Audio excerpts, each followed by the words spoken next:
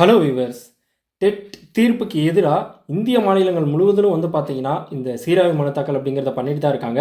So அதோட current status என்ன, அது சம்மந்தப்பட்ட ரீசெண்ட் அப்டேட் தான் பார்த்தீங்கன்னா நம்ம இந்த வீடியோவில் பார்க்க போகிறோம். ஸோ இப்போ தான் ஃபஸ்ட் டைம் நம்மளோட சேனலில் டெட் எக்ஸாம் சம்மந்தப்பட்ட அப்டேட் பார்க்குறீங்க அப்படின்னா கண்டிப்பாக நம்மளோட சேனலை சப்ஸ்கிரைப் பண்ணிக்கோங்க. அந்த வீடியோவை ஃபுல்லாக ஸ்கிப் பண்ணாமல் பாருங்கள். ஸோ செப்டம்பர் 1 பார்த்தீங்கன்னா உச்சநீதிமன்ற தீர்ப்புக்கு பிறகாவே தமிழ்நாடு மாதிரி பல்வேறு மாநிலங்கள் சீராய்வு மனு தாக்கல் அப்படிங்கிறத பண்ணியிருக்காங்க. நேரடியாகவே இதில் பல லட்சம் ஆசிரியர்கள், ஒவ்வொரு மாநிலங்களையும் லட்சக்கணக்கான ஆசிரியர்கள் டைரெக்டாகவே இதனால் பாதிக்கப்படுறாங்க. ஸோ இது பார்த்தீங்கன்னா மறுபரிசீலனை பண்ணும் அப்படிங்கிறக்காக தான் சீராய்வு மனு தாக்கல் அப்படிங்கிறத பண்ணியிருந்தாங்க. ஸோ மொத்தமாக 19 சீராய்வு மனுக்கள், அது மட்டும் இல்லாமல் 2 ரிட் மனு அப்படிங்கிறத பார்த்துருந்தோம். ஸோ இது சம்மந்தமாக 2 ஆங்கில நாளிதழில் பார்த்தீங்கன்னா செய்திகள் வந்திருக்கு. ஸோ பெங்களூரில் இருக்கக்கூடிய அந்த ஆசிரியர் சங்கம் டெல்லியில் போராட்டம் நடத்த போகிறதா அந்த ஒரு அப்டேட்டும், அதுக்கப்புறம் பார்த்தீங்கன்னா 2 வழக்குகள், பதியப்பட்ட வழக்குகள் பார்த்தீங்கன்னா இப்போ மிஸ் ஆயிருக்கு அப்படிங்கிறது சம்மந்தப்பட்ட அப்டேட்டும் தான் பார்த்தீங்கன்னா பார்க்க போகிறோம். ஸோ இந்த வீடியோ ஃபுல்லாக ஸ்கிப் பண்ணாமல் பாருங்கள். இது முழுக்க 2 ஆங்கில நாளிதழ்களில் கொடுக்கப்பட்ட செய்தி தான். ஸோ அது உங்களுக்கு புரிகிற மாதிரி எளிமையாக பார்த்தீங்கன்னா தமிழில் மொழிபெயர்த்திருக்கேன். ஸோ அது என்னன்னு சொல்லிட்டு பார்க்கலாம். ஸோ டெட் வழக்கு புதுப்பிப்பு, அதிர்ச்சி திருப்பம், உச்சநீதிமன்ற இணையதளத்தில் இருந்து 2 முக்கிய மனுக்கள் மர்மமாக மாயம், மத்திய மாநில அரசுகளின் பங்கு குறித்து புதிய கேள்விகள். இதுதான் பார்த்தீங்கன்னா அதோட ஹெட்லைனு. அதில் உள்ள என்ன கொடுத்துருக்காங்கன்னா, டெட் கட்டாயம் தொடர்பான வழக்கில் அதிர்ச்சி திறப்பம் ஒன்று ஏற்பட்டுள்ளது. செப்டம்பர் 1 உச்சநீதிமன்றம் வழங்கிய தீர்ப்புக்கு பின் நிலவி வந்த பதற்றம் இப்போது புதிய திசை பெற்றுள்ளது. சமீபத்திய தகவலின்படி இந்த வழக்குடன் தொடர்புடைய 2 முக்கிய மாற்று மனுக்கள், மாடிஃபிகேஷன் அப்ளிகேஷன்ஸ், உச்சநீதிமன்றத்தின் அதிகாரப்பூர்வ இணையதளத்திலிருந்து மர்மமாக மாயமாகியுள்ளன. இதனால் வழக்கு தாக்கல் செய்தவர்கள் மற்றும் ஆயிரக்கணக்கான ஆசிரியர்கள் தீவிர குழப்பத்தில் உள்ளனர். 2 மாற்று மனுக்களின் திடீரென மாயம். செப்டம்பர் 1 இட்ட உச்சநீதிமன்ற தீர்ப்புக்கு பின் மொத்தம் 19 மறுபரிசீலனை மனுக்கள், 2 மாற்று மனுக்கள் மற்றும் 1 ரிட் மனு தாக்கல் செய்யப்பட்டிருந்தன. ஆனால் சமீபத்தில் அந்த 2 மாற்று மனுக்கள் இணையதளத்தில் இருந்து காணாமல் போயுள்ளன என்பது கவனிக்கப்பட்டுள்ளது. இதனால் வழக்கில் புதிய பரபரப்பு ஏற்பட்டுள்ளது. ஸோ முதல் மனு அக்டோபர் 14 அன்று திரு பிரமோத் குமார் தாக்கல் செய்த மாற்று மனு. 2வது மனு அக்டோபர் 27 அன்று பிஸ்வநாத் தாஸ் மற்றும் மற்றோர் சிலர் தாக்கல் செய்த மாற்று மனு. மிகவும் ஆச்சரியமாக இந்த 2 மனுக்களின் டைரி நம்பர்கள் மூலமாக தேடிய போதும் தற்போது எந்தவித பதிவும் இணையதளத்தில் கிடைக்கவில்லை. மனுக்கள் திரும்ப பெறப்பட்டதா, தொழில்நுட்ப கோளாறா அல்லது வேறு ஏதேனும் சட்ட சிக்கலா என்பது தெளிவாக இல்லை.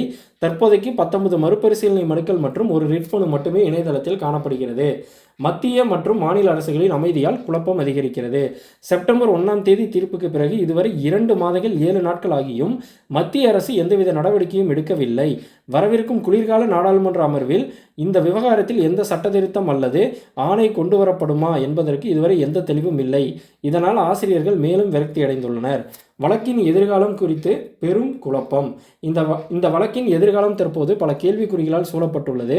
முதன்மை நீதிபதியின் ஓய்வு. இந்த வழக்கின் முக்கிய அம்சத்துடன் தொடர்புடைய தற்போதைய உச்சநீதிமன்ற முதன்மை நீதிபதி நவம்பர் 23 அன்று ஓய்வு பெற உள்ளார். அவர் ஓய்வுக்கு முன் இந்த வழக்கு விசாரணைக்கு வரும் வாய்ப்பு குறைவு என்ற சந்தேகம் நிலவுகிறது. விசாரணை தேதி. தாக்கல் செய்யப்பட்ட 19 மறுபரிசீலனை மனுக்களுக்கு இதுவரை எந்தவித விசாரணை தேதியும் அறிவிக்கப்படவில்லை. பெஞ்ச் அமைப்பு. வழக்கின் சிறுபான்மையினர் தொடர்பான பகுதியை விசாரிக்க இன்னும் பெஞ்ச் அமைக்கப்படவில்லை. மொத்தத்தில் 2 முக்கிய மனுக்கள் திடீரென மாயமானது மற்றும் மத்திய மாநில அரசுகளின் செயலின்மையால் டெட் வழக்கு தற்போது மிகுந்த குழப்பமான நிலையில் உள்ளது.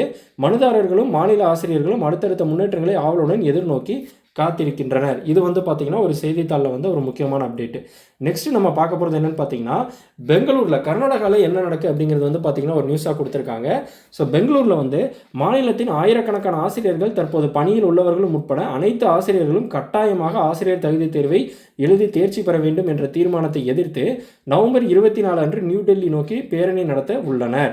உச்சநீதிமன்றம் அனைத்து ஆசிரியர்களும் கட்டாயம் டெட் தேர்வில் தேர்ச்சி பெற வேண்டும் என்ற தீர்ப்பு வழங்கியதை தொடர்ந்து கர்நாடக மாநில தொடக்கப்பள்ளி ஆசிரியர்கள் சங்கம் இந்த முடிவை எதிர்த்து போராட்டம் நடத்த தீர்மானித்துள்ளது. மேலும் பிற மாநில ஆசிரியர்களையும் இந்த போராட்டத்தில் கலந்து கொள்ள அழைத்துள்ளது. மாநிலத்தில் தற்போது பணியில் உள்ள சுமார் 1.2 லட்சம் ஆசிரியர்கள் இந்த உத்தரவால் பாதிக்கப்படுவார்கள். சங்கத்தின் தலைவர் சந்திரசேகர் நுங்கலி கூறியதாவது, இந்த விவகாரம் குறித்து சட்டத்துறை மற்றும் பள்ளிக்கல்வித்துறை அமைச்சர்களுடன் நாம் ஆலோசித்துள்ளோம். மாநில அரசு இந்த விவகாரம் தொடர்பாக உச்சநீதிமன்றத்தில் மறுபரிசீலனை மனு தாக்கல் செய்ய தீர்மானித்திருப்பதை அறிந்துள்ளோம் என்றார். எனினும் மத்திய அரசு தலையிட்டு இந்த பிரச்சனையை தீர்க்கும் வகையில் அழுத்தம் கொடுக்க திட்டமிட்டிருந்த போராட்டத்தை சங்கம் தொடர முடிவு செய்துள்ளது. சங்க உறுப்பினர்கள் மத்திய அமைச்சர்கள் HD குமாரசாமி மற்றும் பிரலாத் ஜோஷியை சந்தித்து அவர்களிடம் ஆதரவை பெறவும் திட்டமிட்டுள்ளனர்.